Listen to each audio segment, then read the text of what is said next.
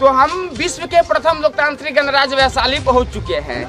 ये वही वैशाली है जहां पे एक समय में 7,777 गणराज्य के गणराज थे, यहाँ पे आकर के अपनी संसद चलाते थे। और वैशाली एक अपने आप में इतिहास हुआ करती थी। इतिहास हुआ करती नहीं थी, अभी भी वैशाली एक इतिहास ही है। लेकिन अफसोस कि बिहार सरकार की मनोदशा ने इस पे पानी फेर दिया है। बात की जाए वैशाली की, तो वैशाली भगवान महावीर की जन्मभूमि से लेकर भगवान बुद्ध की कर्मभूमि तक है। कहा तो ऐसी जाती है यहाँ पर भगवान बुद्ध ने 3 बार आए थे। यहाँ पे अंतिम अपनी आखिरी प्रवचन भी भगवान बुद्ध ने दिया था। हम जहाँ पे अभी मौजूद है यह राजा विशाल के गढ़ के भग्नावशेष बचे हुए हैं। चलिए, यदि राजा विशाल की बात की जाती है तो जब महाभारत काल में जाएंगे तो महाभारत काल का जो राजा विशाल थे, वैशाली नाम राजा विशाल से ही लिया गया है। अफसोस कुछ इसी प्रकार के खंडहर, कुछ इसी प्रकार के भग्नावशेष बिहार के कुछ और भी जिले में है, जहाँ पे भगवान महावीर और भगवान बुद्ध से जुड़े हुए कुछ भग्नावशेष है। लेकिन जब आप वहाँ की स्थिति देखेंगे तो पता चलेगा। और आप यहाँ की स्थिति देखिए, यहाँ पे इस गेट पे आपको 2 ही ठेला नजर आ रहे हैं, एक इधर और एक इधर। अब क्यों ये एक ठेला है बताएंगे चाचा? एक बार बताइए, ये आपका ठेला है? कितना लोग आ जाते हैं रोज आपके ठेला पे? आ जाता है 150 150 रोज आ जाता है। चलिए, इससे ज्यादा बात नहीं करेंगे। भैया आपको कितना आ जाता है भैया रोज यहाँ ठेला लगा? कितना कमा लेते हैं आप? 2000, 3000, 5000, 2000, 3000, 5000 कमा लेते हैं। चलिए, तो आपको फिर कोई दिक्कत ही नहीं है यहाँ पे। चलिए, बहुत बढ़िया। इनको 2000, 5000 आ जाता होगा। अब सोचिए कि कौन सा ये ब्लैकमेल करके ये भूजा बेचते हैं, गोलगप्पा बेचते हैं, हमको नहीं 5,000 के सामान के ठेला पे होगा, ये 5,000 रोज कमा लेते हैं। तो चलिए, कोई बात नहीं। भैया जी गुस्सा इसलिए है कि गाना बंद करवा दिए हैं, भोजपुरी गाना बजा रहे थे, आते आते पहले गाना हम बंद करा दिए हैं, तो एग्रेशन में आ गए हैं। उससे कोई फर्क नहीं पड़ता है। बात करते चले इतिहास पे। क्योंकि 5,000 कमा लेते हैं तो पहले इनकम टैक्स कितना देते हैं सरकारी, इस पे जांच किया जाए। क्योंकि 5,000 रोज के अनुसार सालाना यदि महीने का इनकम देखेंगे तो लगभग 1.5 लाख हो रहा है। अब 1.5 लाख के टैक्स देते हैं कि नहीं, एक बार पहले जांच कर लीजिए। तो आप समझ रहे हैं, हमारे दर्शक बहुत समझदार है, वो समझ जाते हैं। यहाँ दिखाइए भग्नावशेष है राजा विशाल के गढ़ का। चलिए, तो थोड़ा सा अंदर प्रवेश करते हैं, हम जानकारी लेते हैं इसके बारे में। एक चाचा बैठे हुए बहुत अच्छी जानकारी हमें दे रहे थे। एक अब पूरी तस्वीर को दिखाइए, यदि यह हालात इसको थोड़ा सा सौंदर्यीकरण करके। यहाँ पे एंट्री फ्री है, बिल्कुल भी। आपको यही बता दें कि यहाँ पे कोई भी आ करके यहाँ देखने का कोई चार्ज नहीं लगता है। लेकिन जब जैसे आप वैशाली के अलावा या यूँ कह सकते हैं आप एक बौद्ध स्तूप है नालंदा में जाइएगा तो आपको समझ में आएगा कि वहाँ के रख रखाव, वहाँ का सौंदर्यीकरण, वहाँ के परिवेश की क्या नियम कायदे कानून है। चाचा थोड़ा सा 1 मिनट समय दे देंगे क्या? चला खड़ा हो जाए ना, हम किसी से बात नहीं। अच्छा, एक बात बताइए, यहाँ पे रख रखाव में आप ही है? जी, देख रेख में हम हैं। अच्छा, कैसी व्यवस्था यहाँ पे है क्या? अब व्यवस्था तो देखिए रहे हैं कि वहाँ टॉयलेट जो बना, जो विजिटर को दिक्कत होता है, जो आज तक चालू नहीं हुआ। 45 लाख रुपया बेकार का फंस गया। 45, अब देखिए 45 लाख के टॉयलेट बना है खाली यहाँ पे, और आज तक चालू नहीं हुआ है। तो लगता है जब मुख्यमंत्री जी और बड़े बड़े नेता आएंगे तब वो टॉयलेट को चालू किया जाएगा, विजिटर के लिए नहीं है। मैंने वहाँ पानी का भी व्यवस्था नहीं हुआ, फिर पब्लिक लोग उसको डैमेज भी कर दिया। लगभग 2 लाख का क्षति फिर उसमें हो चुका है। फिर उसको मरम्मत किया जाए, पानी का व्यवस्था किया जाए, तब टॉयलेट बाथरूम चालू है। बिल्कुल, इसके तब किसी का ध्यान नहीं है। आपका ध्यान है तो आप देखिए विशेष क्या बताओ। अच्छा, एक बात बताइए, आपको नहीं लग रहा है कि यहाँ कोई सरकार थोड़ा सा ध्यान दे दिया, इसका रख रखाव बढ़िया ध्यान दे देते वो लोग ना, तो मान लिया इस पर 2 रुपया 5 रुपया अगर टिकट अलाउ कर देते तो इसका खर्चा निकल जाता और मेंटेनेंस बढ़िया। और अभी स्थिति ऐसा हो गया है कि सरकार के पास डस्टबिन खरीदने के लिए पैसा नहीं है। देख लीजिए कि आधा जो है कि आधा टूटा हुआ डस्टबिन रखा हुआ है। ये अभी की ये सच्चाई व्यवस्था है। चलिए, फिर हम थोड़ा सा चाचा से बात करते हैं। चाचा बिल्कुल सही कहे हैं कि 2 रुपया भी सिर्फ आप लेते ना, सिर्फ 2 रुपया आप लेना शुरू कर दीजिए। यहाँ के विजिटर जो घूमने आते हैं तो शायद वही 2 रुपया बूंद बूंद बनते बनते ऐसा हो जाएगा कि ये जो एक इतिहास है ना चाचा, ये भाई, अच्छा, इससे भी बड़ा कोई इतिहास हो सकता है क्या पूरे विश्व में? जो विश्व का धरोहर है, विश्व का धरोहर है ये। धरोहर है, इसमें 2 इंची खोदना अलाउ भी नहीं है। बताइए 2 इंची ये खोदना। अगर कोई 2 इंची खोदते हैं तो कानूनी कार्रवाई में फंस जाएंगे। अच्छा, ये सब जो खुदाई के बाद ये सब जो भग्नावशेष निकला है, ये सब मुझे आपको लगता है कि इसमें यदि और खुदाई होगा तो और भी ऐतिहासिक चीज निकलेगी? बिल्कुल निकलेगी। ये 84 बीघे का है पूरा टीला जो देख रहे हैं, इसी में है, लेकिन अभी पूरी का खुदाई नहीं हुआ। अच्छा। ये खुदाई का बाद प्राप्त हुआ है, जो वही देखते हैं लोग। 84 बीघा का टीला है, लेकिन ये जो पार्क एरिया है लगभग कितना दूर का होगा? लगभग 60 एकड़ में तो है। आप सुनिए, 84 बीघा के पूरा टीला में ये लगभग में 5 नहीं, हम मान लेते 10 एकड़ का ये पार्क है। बाकी एरिया में क्या होता जानते हैं? भैंसिया चराई जाती है, गाय चराई जाती है, बकरियां चराई जाती है, और तो और सरकार के धरोहर पे क्रिकेट खेली जाती है। ये धरोहर सरकार की नहीं बल्कि हमारे देश की धरोहर है, ये हमारे राष्ट्र की धरोहर है, इसलिए हमारी जिम्मेवारी बनती है कि यहाँ इसके लिए आवाज उठाए।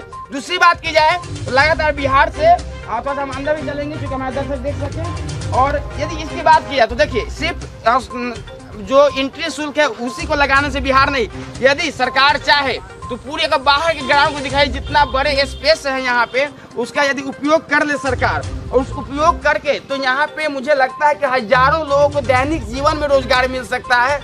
हजारों लोग जो है कि रोज प्रतिदिन जो है कि अच्छा एक बात और बता दीजिए, कितना लोग आ जाते होंगे घूमने यहाँ पे? बहुत लोग आते हैं, जो भी आते हैं ये पहले वैशालीगढ़ पर ही आते हैं, उसके बाद अशोकन पिलर जाते हैं, चाहे कहीं जाते हैं, पहले यहीं आते हैं। इसलिए कि कोई घर से अपना चलता है तो चलो वैशालीगढ़ पर, वैशालीगढ़ पे चलते हैं। अच्छा, इस बार नए साल में यहाँ पे लगता है लाखों लोग आए होंगे। लाख से भी ज्यादा थे। वो चौराहे से यहाँ पैदल आने में लगभग 1 घंटा आपको समय लगता, तब यहाँ तक पहुँचते पैदल। अच्छा, ये बताइए कि इतने लोग इतना धरोहर को देखने के लिए आते हैं, और हम आपको नहीं लगे बाहर में कुछ और दुकान लगा दिया जाए, स्टॉल लगा दिया जाए, सरकार कुछ शुल्क ले, तो यहाँ पे लोगों को रोजगार भी दिया जा सकता है? हाँ, बिल्कुल दिया जा सकता ये हो है, सकता है लेकिन कि नहीं? हो जा सकता है। मान लिया ठेले वाला, भूजे वाला, आइसक्रीम वाला अगर 10 को लगाएगा तो पब्लिक रहेंगे तो उसका सेल होगा, रुपया कमाने का धंधा हो जाएगा। सरकार को भी इससे जो इतिहास, इसको भी, इसमें भी कुछ 2 रुपए वो लोग भी देंगे कि भाई उनसे यहाँ से कमा रहे हैं, तो इसका भी कायाकल्प होगा। साफ सफाइया के लिए वो सब भी खर्च कर सकता है। बिल्कुल,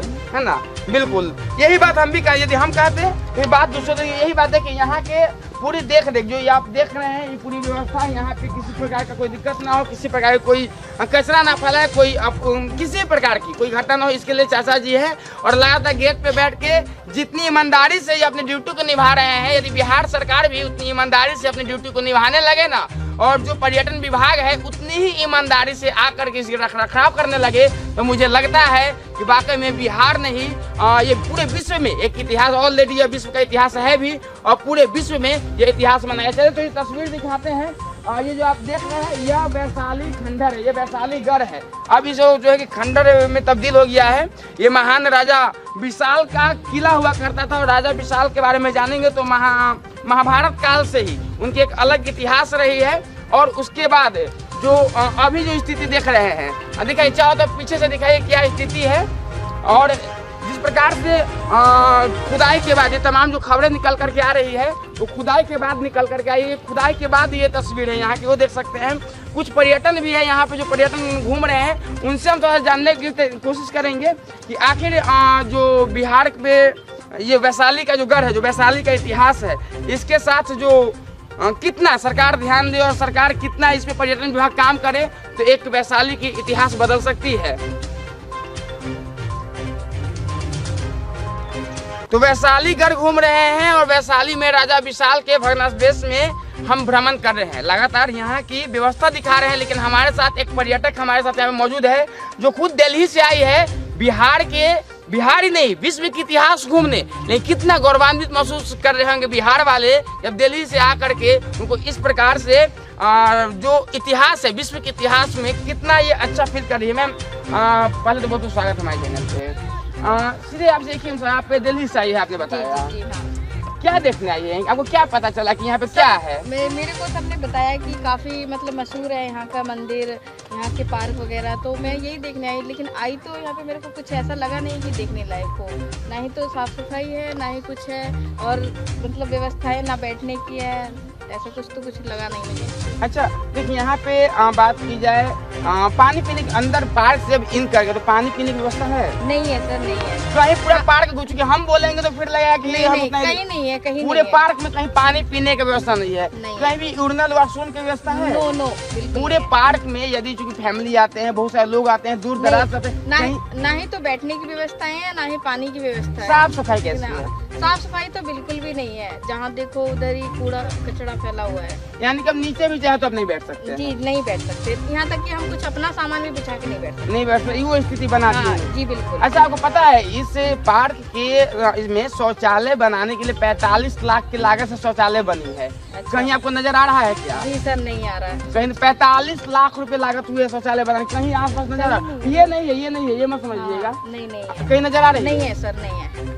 अब बताइए 45 लाख, यही कैसा बिहार के बारे में क्या आप फील करें? क्योंकि देखिए हम भी बिहार से है, तो आप बुरा बोलेंगे तो अच्छा तो मुझे भी नहीं लगेगा, लेकिन सच्चाई का सामना तो करना पड़ता है ना, और जब तक हम लोग सच्चाई उठाएंगे नहीं। बिहार में वैसे तो बिहार के लोग बहुत ही अच्छे हैं नेचर वाइज, लेकिन बस यहाँ पे थोड़ी गरीबी ज़्यादा है और व्यवस्थाएं बहुत ही कम है। मतलब व्यवस्थाएं नहीं है, जैसे और शहरों में व्यवस्थाएं होती है ऐसे यहाँ पे नहीं है। ना खाने के पीने का एक छोटा सा चौराहा होता है, वहाँ पे जाके खाना पड़ता है कोई चीज़, ना ही अच्छे रेस्टोरेंट हैं। मतलब यहाँ पे भी जैसे घूमने के ये स्थल है, इसके अकॉर्डिंग तो यहाँ पे बहुत अच्छा होना चाहिए ना, तो यहाँ पे कुछ भी नहीं है। अब यही आप दिल्ली चले जाइए, लाल किला चले जाइए, अच्छे अच्छे होटल वगैरह मिलेगा आपको, बट यहाँ तो कुछ भी नहीं है। बिल्कुल। और एक काम और हो सकता है मैम, कि यदि फ्री में भी एंट्री है तो किया जा सकता है, 2-5 रुपये 10 रुपये आप एंट्री चार्ज रख दीजिए, उससे कोई व्यवस्था को बना लीजिए। एक बात, हाँ, मतलब हम जाते हैं लाल किला तो वहाँ पे 50-60 रुपए का टिकट देते हैं। तो हमें ना, हम ये नहीं कहते कि यहाँ पे भी हमें 50-60 रुपए देना है, बल्कि 20 रुपए हो, 30 रुपए 5 रुपये हम मान लेते हैं। हाँ, तो इतना तो होना चाहिए। तो अगर उसी पैसे को आप इनकी व्यवस्थाएं में लगा दीजिए,